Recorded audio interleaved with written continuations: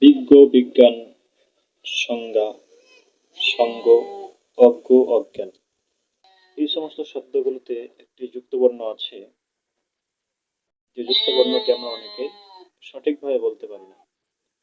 যুক্তবর্ণটি কি, আজকে আমরা এটা জানব।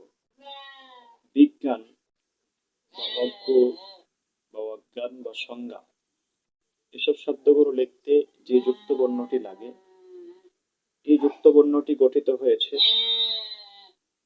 যে দুইটি বর্ণ যোগে।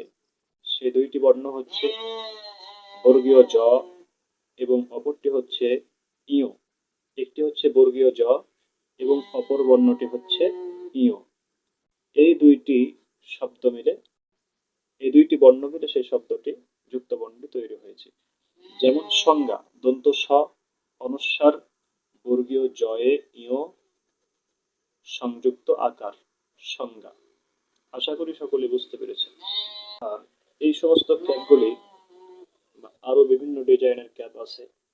যদি এই ক্যাপগুলো আপনারা নিতে চান তাহলে আমার ইনবক্সে যোগাযোগ করতে পারেন, সেখান থেকে আপনারা পেয়ে যাবেন, অথবা ক্যাপ জোন বিডি নামক ফেসবুক পেজে আপনারা গিয়ে ইনবক্সে নক করতে পারেন।